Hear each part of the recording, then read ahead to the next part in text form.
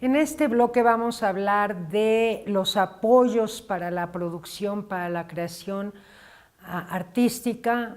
Todos los hemos conocido, son los PECDAS, el FOECA o todo tipo de apoyo que se pueda lograr que nos favorezca y que nos ayude a la relación. La primera pregunta es, ¿consideran ustedes que esta manera de fondos concursables que tenemos hoy en día son favorables para el desarrollo artístico o son la única vía en la que se puede producir y crear hoy en día en México? Yo creo que son favorables, pero no deben de ser la única vía. Yo creo que yo, en mi caso, vendía gelatinas y zapatillas y cuando me gané mi primera beca, pues pude empezar a concentrarme con mayor eficiencia, con mayor dedicación a un desarrollo de un proyecto coreográfico y las veces que he sido apoyada también siento como con mayor certidumbre el trayecto de ese proceso creativo, tengo más certeza hacia dónde vamos y consigo mayores apoyos, otros apoyos, porque sé qué va a pasar.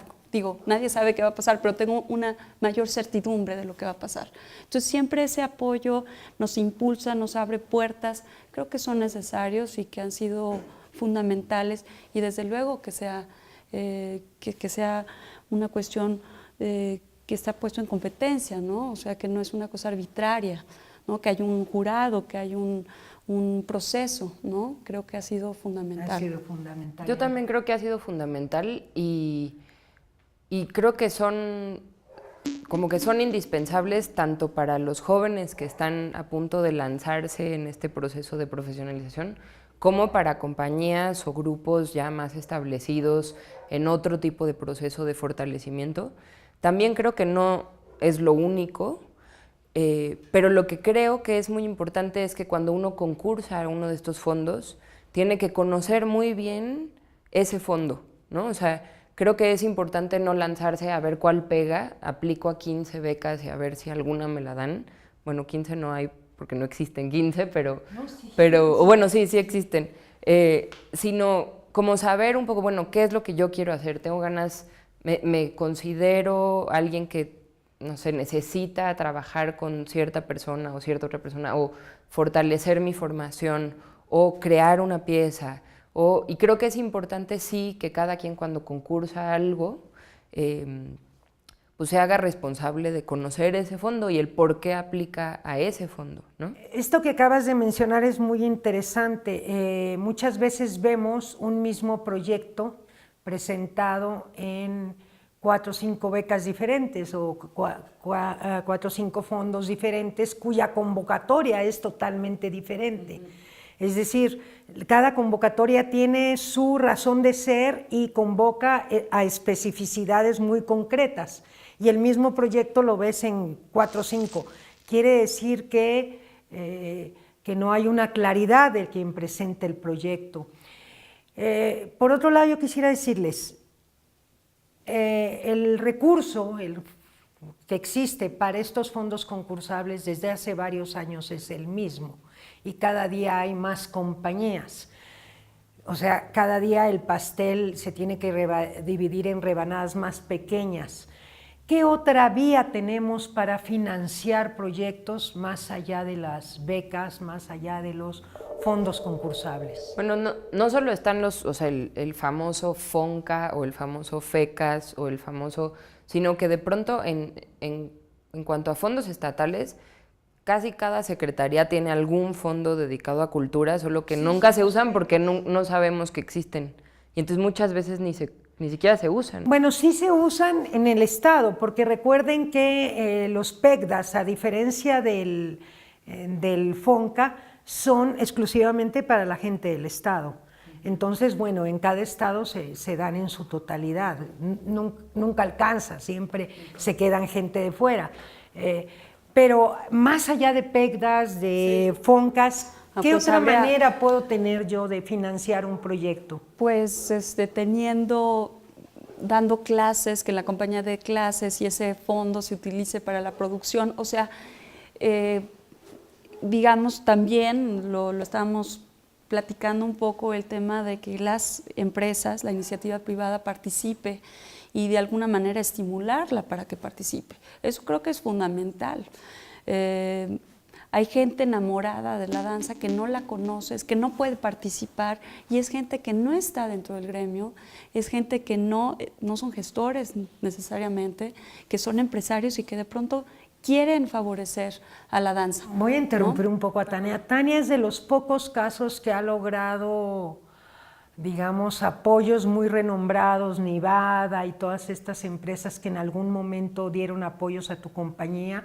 Tiene experiencia en esta solicitud de recursos a la iniciativa privada, pero son escasos los proyectos que hay. Es dificilísimo, yo te puedo decir que tocas 1000 puertas y se te abre una. Yo creo que el tema de haber vendido gelatinas y que mucha gente me dijera así ni me volteara a ver, me ayudó a que en el futuro pidiera para la compañía, ¿no? O sea, es decir, no lo conoces, es algo distinto, ¿por qué no? Pero ¿qué gano? El empresario dice, ¿qué gano? O sea, ¿en cómo invierto este dinero en algo que no me va a generar? Entonces hay que dejar claro a la gente, es que genera de otra forma.